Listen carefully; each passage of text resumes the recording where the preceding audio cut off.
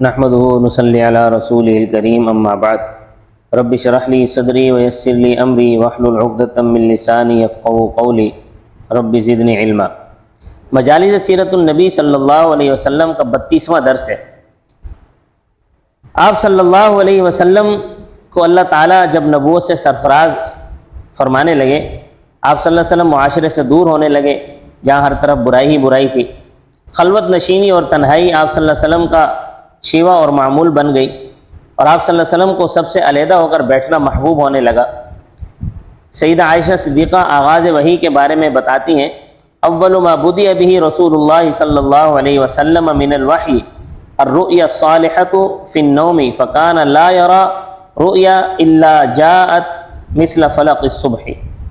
رسول اللہ صلی اللہ علیہ وسلم پر وحی کی ابتدا سچے اور نیک خوابوں سے ہوئی۔ آپ جو کچھ خواب دیکھتے وہ طلوع سحر کی طرح سچا ثابت ہوتا تھا۔ سیدہ عائشہ صدیقہ عرب کے فصیح ترین لوگوں میں سے تھی۔ انہوں نے اپنے ارشادات مبارک میں طلوع سحر یعنی فلق الصبح کو نہایت خوبصورت تشبیہ دی ہے۔ جس طرح سپیدہ سحر کے نمودار ہونے سے اندھیرے چھٹ جاتے ہیں، اسی طرح آفتاب نبوت کے طلوع و ظہور سے بھی جہالت، ضلالت، ظلم اور کفر کی تاریکیوں کے پردے چاک ہو جاتے ہیں۔ جس طرح صبح صادق کی روشنی طلوع آفتاب کی تمہید ہوتی ہے، اسی طرح رویائے صالحہ آفتاب نبوت اور رسالت کے طلوع کی تمہید ہوتے ہیں۔ نبی صلی اللہ علیہ وسلم کے بعد بھی اللہ تعالیٰ نے مسلمانوں پر رحمت فرماتے ہوئے سچے خوابوں کا سلسلہ قیامت تک کے لیے باقی رکھا ہے۔ حضرت عبداللہ ابن عباس رضی اللہ تعالیٰ عنہ بیان کرتے ہیں کہ ایک مرتبہ لوگ سیدنا ابوبکر صدیق رضی اللہ تعالیٰ عنہ کے پیچھے صفے باندھے کھڑے تھے۔ رسول اللہ صلی اللہ علیہ وسلم نے پردہ ہٹا کر فرمایا، اے لوگوں، نبوت کی بشارات میں سے اب صرف سچے خواب ہی باقی ہیں جو مسلمان خود دیکھتا ہے یا اس کے لیے کسی کو دکھایا جاتا ہے۔ یہی نہیں بلکہ رسول اللہ صلی اللہ علیہ وسلم نے مومنوں کے سچے خوابوں کو نبوت کا 46واں جز قرار دیا ہے۔ فرمایا، رؤیا المؤمن جزء من 46 جزءا من النبوہ، کہ نبوت کے مومن کا خواب نبوت کے 46 حصوں میں سے ایک حصہ ہے۔ علماء اس کی وضاحت کرتے ہوئے لکھتے ہیں کہ وحی کے نزول کا دورانیہ 23 برس تھا۔ اس مدت میں سے پہلے 6 ماہ کے دوران جو وحی تھی وہ سچے خوابوں پر مشتمل تھی۔ یہ کل مدت کا 46واں حصہ ہے۔ اس حدیث کی تشریح یہ ہے کہ چونکہ آپ صلی اللہ علیہ وسلم کی نبوت کی مدت 23 سال ہے اور 6 مہینے، ان 23 سالوں کا 6 مہینے جو ہیں یہ ان 23 سالوں کا 46واں حصہ بنتا ہے۔ کیونکہ اگر 23 سالوں کو ہم 46 پر تقسیم کریں تو ایک حصہ 6 ماہ کا بنے گا، اور آپ صلی اللہ علیہ وسلم کو سچے خواب بھی 6 مہینے ہی آئے تھے۔ اسی وجہ سے آپ صلی اللہ علیہ وسلم نے فرمایا کہ سچے خواب نبوت کا 46واں حصہ ہے۔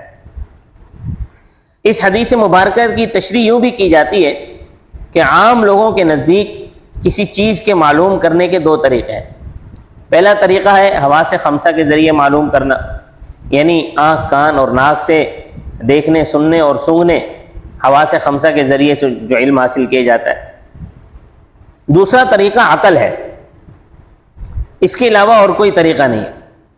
بعض لوگ سمجھتے ہیں کہ بس علم حاصل کرنے کے یہی 2 طریقے ہیں، یا تو دیکھ کر، سن کر، یا پھر عقل کے ذریعے علم حاصل کیا جاتا ہے، لیکن ان کا یہ خیال ٹھیک نہیں ہے۔ اللہ تبارک و تعالیٰ نے ایک تیسرا ذریعہ بھی رکھا ہے جس کے ذریعے سے علم حاصل کیا جاتا ہے، اسے وحی کہتے ہیں، اور اس کی حقیقت بتلانے کے لیے اللہ تعالیٰ نے ایک نمونہ بھی عام انسانوں کو عطا کیا ہے جسے خواب کہا جاتا ہے۔ نیند کی حالت میں بھی انسان دیکھتا ہے، بولتا ہے، سنتا ہے، اس کے نتیجے میں اسے کسی بات کا علم بھی حاصل ہوتا ہے۔ جب اٹھتا ہے تو کہتا ہے کہ میں نے یہ خواب دیکھا تھا، میں وہاں گیا تھا، میں نے یہ کیا تھا۔ حالانکہ نیند کی حالت میں انسان کے حواس معطل ہوتے ہیں، آنکھ تو بند ہوتی ہے، تو وہ کہاں کہیں جا سکتا ہے یا کہیں آ سکتا ہے، کچھ بول سکتا ہے یا سن سکتا ہے۔ تو معلوم ہوا کہ علم کے کچھ ذرائع اور بھی ہیں جن کے ذریعے سے علم حاصل ہوتا ہے۔ چنانچہ وہی جو ہے وہ اس کا سب سے بڑا درجہ ہے اور خواب اس کا سب سے چھوٹا درجہ ہے۔ اس سے یہ بات بالکل واضح ہو گئی کہ وحی الہی انسان کے لیے وہ اعلیٰ ترین ذریعہ علم ہے جو انسان کو اس کی زندگی سے متعلق ان سوالات کے جوابات مہیا کرتا ہے جو عقل اور حواس کے ذریعے سے حل نہیں ہو سکتے، اور اس سے یہ بات بھی واضح ہو جاتی ہے کہ صرف مشاہدات اور عقل انسان کی رہنمائی کے لیے کافی نہیں ہے، بلکہ انسان کی ہدایت کے لیے وحی الہی ضروری ہے۔ اسی لیے کہا جاتا ہے کہ شریعت جو ہے وہ ہماری عقل پر موقوف نہیں ہے۔ آج ہمیں بہت سارے لوگ ایسے نظر آتے ہیں جو کہتے ہیں کہ یہ بات تو شریعت کی یہ بات تو بالکل صحیح ہے، لیکن عقل نہیں مانتی۔ تو وحی الہی کی ابتدائی وہیں سے ہے جہاں عقل کی انتہا ہے۔ یہ ضروری نہیں ہے کہ وحی کی ہر بات کا ادراک عقل ہی سے ہو جائے۔ جس طرح کسی چیز کا رنگ معلوم کرنا عقل کا کام نہیں ہے، بلکہ یہ تو حواس کا کام ہے، اسی طرح بہت سے دینی عقائد کا علم عطا کرنا بھی عقل کے بجائے وحی الہی کا منصب ہے، جو علم کا سب سے قوی ذریعہ ہے۔ جب آپ صلی اللہ علیہ وسلم کی عمر مبارک 40 سال ہوئی تو اللہ تعالیٰ نے حضرت جبرائیل علیہ السلام کے ذریعے سے آپ صلی اللہ علیہ وسلم پر پہلی وحی سورۃ العلق کی ابتدائی آیات نازل کی۔ آپ صلی اللہ علیہ وسلم نے فرمایا، فیہ ولدت وفیہ انزل علیہ، میں اسی پیر کے دن پیدا ہوا اور اسی دن مجھ پر وحی کا نزول ہوا۔ اسی پیر کے دن آپ صلی اللہ علیہ وسلم نے ہجرت بھی کی ہے، اور اسی پیر کے دن آپ صلی اللہ علیہ وسلم دنیا سے پردہ بھی فرما گئے۔ بعض کے مطابق نزول وحی کا آغاز کا مہینہ ربیع الاول کا ہے، ولادت بھی ربیع الاول کی ہے، نبوت بھی ربیع الاول کی، ہجرت بھی ربیع الاول میں، اور سفر آخرت بھی ربیع الاول میں، تو اس اعتبار سے یہ مہینہ بہت مبارک ہے۔ بعض کے مطابق جب نزول وحی کا آغاز ہوا تب رمضان المبارک کا مہینہ تھا، کیونکہ اللہ تبارک و تعالیٰ نے قرآن میں فرمایا ہے شہر رمضان الذی انزل فیہ القرآن، ماہ رمضان وہ ہے جس میں قرآن اتارا گیا۔ البتہ حافظ ابن حجر عسقلانی رحمۃ اللہ علیہ نے اس بات کی بہت اچھی تدبیر کی ہے، فرماتے ہیں کہ ربیع الاول اور رمضان کے مہینے میں دونوں میں یہ نزول اس طرح ہوا کہ امام بہقی رحمۃ اللہ علیہ بیان کرتے ہیں کہ سچے خوابوں کی مدت 6 مہینے تھی، اور اس سے استدلال ابن حجر رحمۃ اللہ علیہ کرتے ہیں کہ ربیع الاول سے سچے خوابوں کی صورت میں نبوت کی ابتدا ہے، جبکہ بیداری کے عالم میں وحی کی ابتدا رمضان المبارک سے ہوئی ہے۔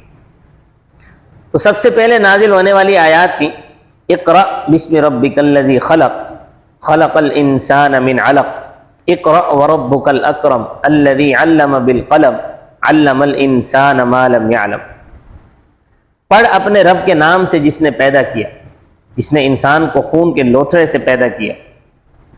تو پڑھتا رہے، تیرا رب بڑا کرم والا ہے جس نے قلم کے ذریعے علم سکھایا، جس نے انسان کو وہ سکھایا جسے وہ نہیں جانتا تھا۔ اس پہلی ہی وحی میں قلم اور تعلیم کا سب سے پہلے ذکر ہے۔